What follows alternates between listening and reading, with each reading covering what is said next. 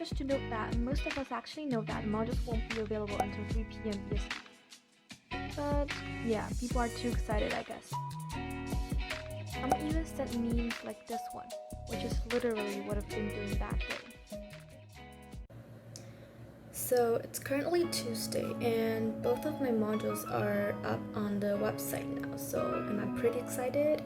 I'm going to put all the essential dates and assignments into my planner, which is Notion and Shovel. So yeah. Before we jump into my favorite part, which is planning, let's have a look at how the modules work. So this is the overview of the current week, and the next week, and the week after that. We can see all the things to do in that particular week here. Intro to Programming is said to be a very easy module, especially for those who had done programming before. For me, I'm a novice, so it's not going to be that easy for me. Our modules are divided into 20 to 22 weeks of lessons, and every 2 weeks is one topic. We can see what assignments, quizzes, and peer review assignments are graded or not in the grades section.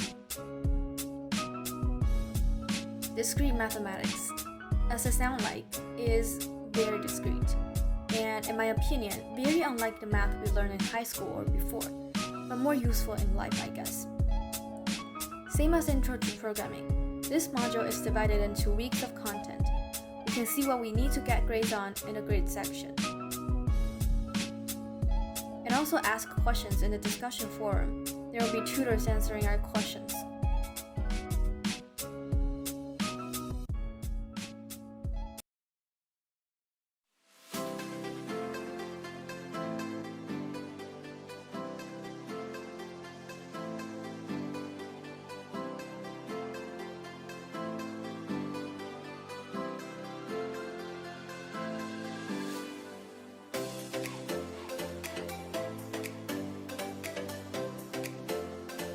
On the home page of my Notion page, I got this GTD dashboard, and I filter it with the DO date of the task. In the two module pages, however, with the same database, I filter it to show the DUE date.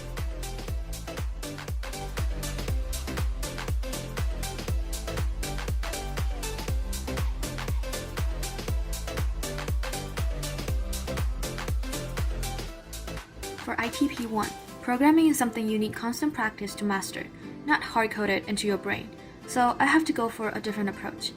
I didn't make a revision table for this. Throughout this week, I'm still figuring out ways to review the concept I learned.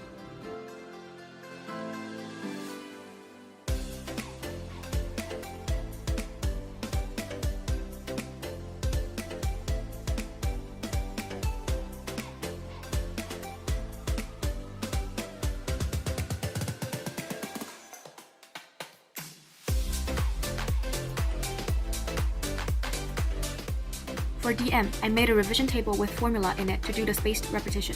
It's a very simple table, and I modify it from some table I saw online. I'm using the 1, 2, 3, 5, 8 repetition. It ends on 55 according to the length of my term. Level 0 means I learned it today.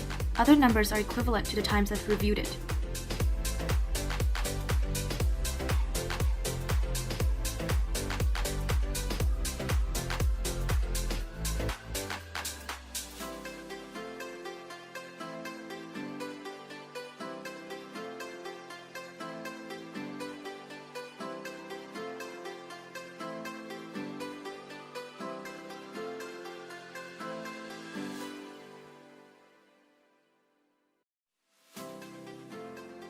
For Google Calendar, even though there's an option to sync my Coursera account to my Google Calendar, I just don't prefer it. First, I can't have different colors for different modules. Second, the dates provided is the last day you have to get the work done, which is very far away from now, as well as the date I want to get it done. And the dates are different from the week date that assignment or quiz is put in, if you can understand what I mean. And for all these reasons and more, I decided not to use Google Calendar to track my due dates. I use it purely for time blocking.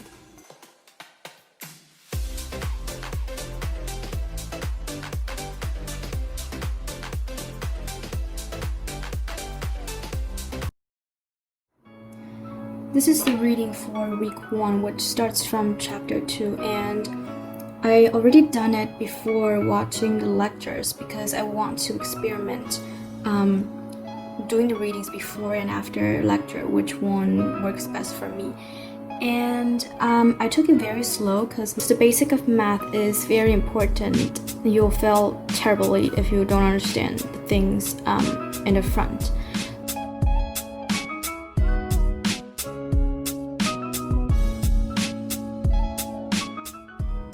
So I just finished week 1 of my DM module. It took me about an hour and a half, but that's because I have already done the reading, which is about 10 pages and 15 exercises beforehand. The time shown for the first week to be completed is actually 3 hours and 36 minutes.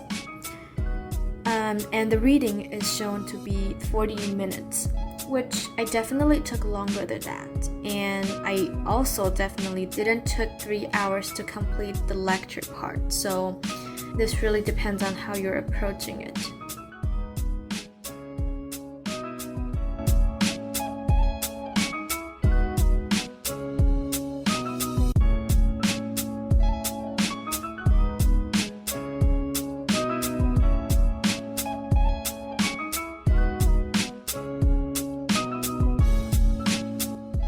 This is basically what I'll do for every unit or chapter, whatever you call it. I also have a checklist for every DM week. It looks like this. I made it a template in my Notion to keep track of all the things I need to do for every lesson.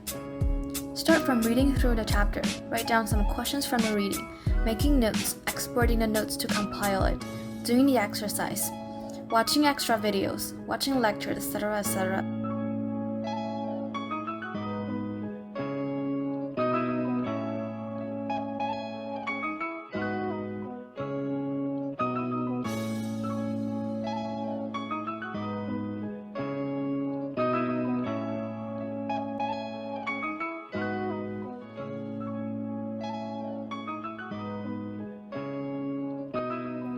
As I mentioned earlier, I have a spaced repetition revision table for DM, and so I have to review chapter 2.1 and 2.2's notes today.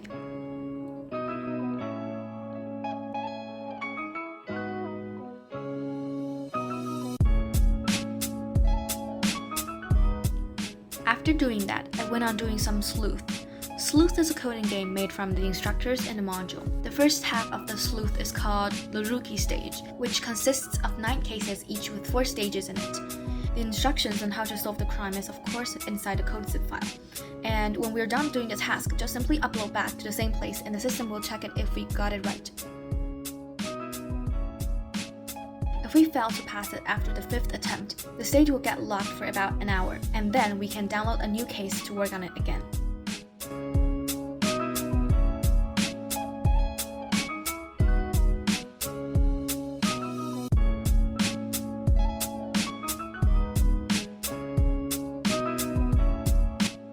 After I end the stream for the day, I cooked my dinner and head straight to the meeting for this.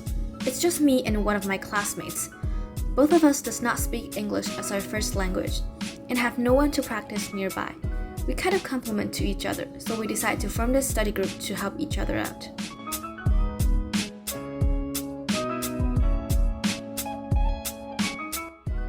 We're using the book called Word Power Made Easy to practice our verbal and vocab skills. That's why our study group is called WPME.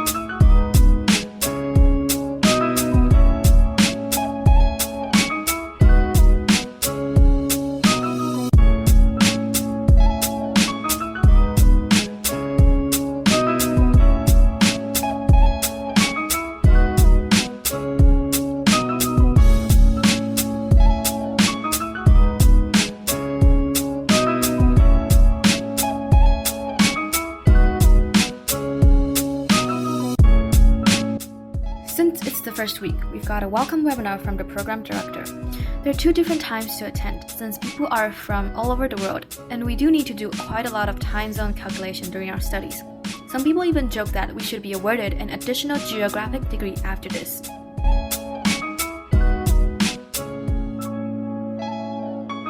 And it's Friday. I first started with a task I didn't get to do yesterday, which is practice problem from my calculus study group. I gave it 2 hours to complete, and it only took me 1 hour and 15 minutes, so I went on to solving some crime for my ITP1. Maybe it's because today's quite a nice day, or it's just my mood is right. I finished the ones I've planned within the next 2 hours, which I gave 3 hours to it, and it's not even noon yet. So I went on to my next task, which is the last coding practice in week 3 lecture. Since it's still the very beginning of this module, things are still relatively easy. That's why I watch the lectures whenever I have some spare time and do the optional coding assignments in my study time, which is when I stream.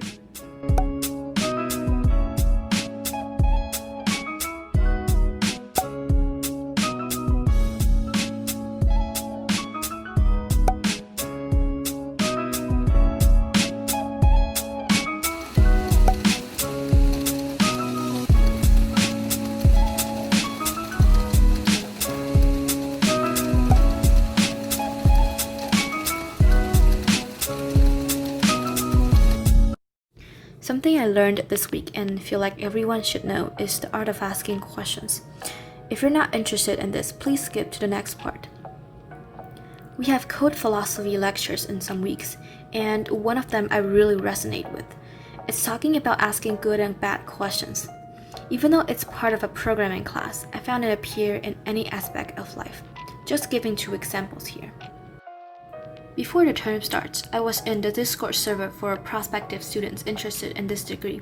It's created by some current students and also run by them. In the server, you can imagine all kinds of questions flowing.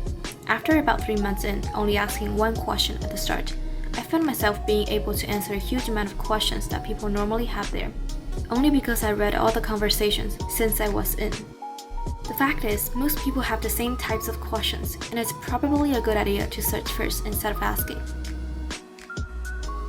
I once told a classmate in a private message, "You know me because of answering a lot of your questions, but that doesn't mean I love answering all kinds of questions. I love helping people out and really enjoyed it. I answer the questions in the server because it is hard or impossible to find answers online. But if you're now asking some easy Google questions, I'm just going to refer you to Google by yourself." The second example is after the term starts. People now have the access to the Slack channels and can ask their questions in specific areas. I had never used Slack before, but I do know how to read and be careful. We use thread in the channels. This definitely shrinks down the volume of messages pops up, but people still don't know how to read. For so many times, I've seen people asking the exact same question that someone had answered 3 or 5 threads before. You don't even need to scroll to see it. The examples above are more like asking general questions. Other than coding, I found my DM module classmates really need to see this lecture. Other than asking the same questions without a little scrolling, people often ask questions like, "What's the answer for blah blah blah? Why is blah blah blah not right?" Or even, "I don't know how to do this, help." These kinds of questions are bad questions according to the lecture I mentioned before. I personally won't answer those that ask for answers directly or just have a bad attitude. The lecture ends with this quote from Benjimin Disraeli, "The fool wonders, the wise man asks," which I've used to told people who did not ask good questions and felt like a rudderless boat.